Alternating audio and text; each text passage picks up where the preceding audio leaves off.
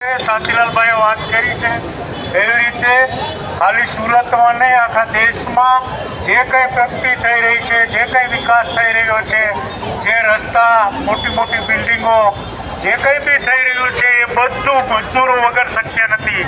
એ તમે બધા લોકો જાણો છો. સાચી વાત કરું છું ખોટી? મજૂરો સિવાય આ દેશમાં પાંદડું બી ચાલવાનું નથી. પણ આપણા દેશની એક કમનસીબી છે કે આપણા દેશના જે શાસકો છે એ મજદૂરોના મુદ્દે હંમેશા મૌન રહે છે. એટલે એક ટકો પણ એ લોકો કામ કરતા નથી. અને પરિણામે દિવસે ને દિવસે મજદૂરનો દીકરો ફરી પાછો મજૂર જ બને છે. મજૂરનો દીકરો છે શિક્ષક, વકીલ કે એવું કંઈ બનતા નથી. એનું માત્ર ને માત્ર જો કોઈ કારણ હોય તો એ છે કે આપણે સવારમાં ઉઠી અને ટિફિન લઈ અને કામ ઉપર, સાંજે આવી રોટલા બનાવી જમીને ફરી ઊંઘી જવાનું. આમને આમ આપણી પેઢીઓની પેઢી જતી રહેવાની છે. જો આજ આપણે લોકો જાગૃત થઈ અને આપણે આપણા હક અને અધિકારો નહીં માગીએ તો તમે લખી રાખજો કે તમારા બાળકો છે એ પણ મજૂરો જ બનવાના છે. આપણે આપણા બાળકોને મજૂર બનાવવા છે કે અફસર બનાવવા છે? આપણે જો આપણા બાળકોનું ભવિષ્ય ઈચ્છતા હોય, આપણે આપણા જીવનમાં કંઈ પરિવર્તન લાવવા માંગતા હોય તો જરૂરી છે કે આપણે પૂછવાનું છે કે ભાઈ કેમ મારો દીકરો છે એ કોલેજમાં નથી પહોંચતો અને બીજા બધાના છોકરાઓ છે એ વિદેશમાં ભણવા જાય, મોટી મોટી કોલેજોમાં ભણવા જાય, આપણું બાળક કેમ ના જાય? એમણે શું ગુનો કર્યો છે? આ દેશમાં જે કંઈ ચીજ છે, ચાહે નોકરી હો, જમીનો હો, ઇમારતો હો, શાસન પ્રશાસન, દરેક જગ્યાએ આપણો હક છે. સવાલ એ છે કે આપણે હક માગતા નથી. હક શું કામ નહીં માગતા? કે આપણને એવું લાગે કે હું તો મજૂર છું.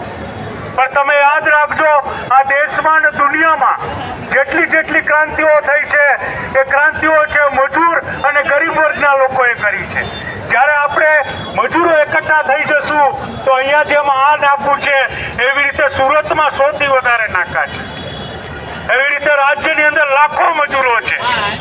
એના 1% પણ મજૂરો એક થઈ જઈશું તો આ જે લાલ લાઇટવાળી ગાડીઓવાળા છે એ કંઈ જોવા નહીં મળે.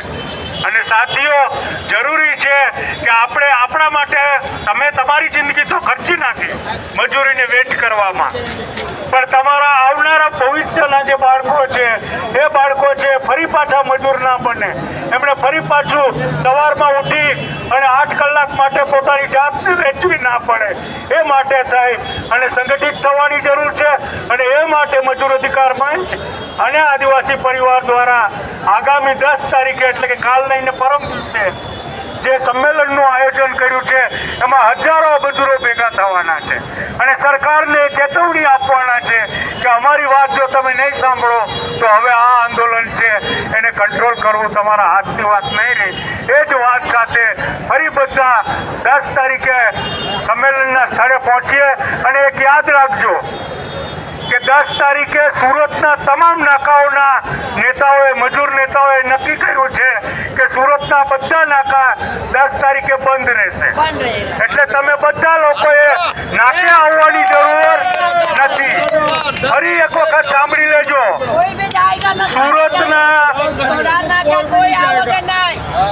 बटा नाका पे सबको मीटिंग में जाना है और एक भी चले गया तो बटा नाका आने नहीं दूंगा. ध्यान रख लेना. मार खाना पड़ेगा.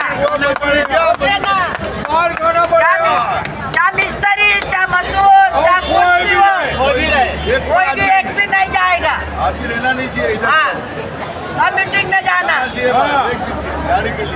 તો બેનને જે વાત કરી છે એવી જ રીતે સુરતના 100 નાકા પર એ મજૂર આગેવાનોએ નક્કી કર્યું છે કે કોઈ પણ મિસ્ત્રી, કોઈ પણ કારીગર કે કોઈ પણ ઠેકેદાર 10મી ડિસેમ્બરે નાકા પર નહીં આવે, સીધા સંમેલનના સ્થળે.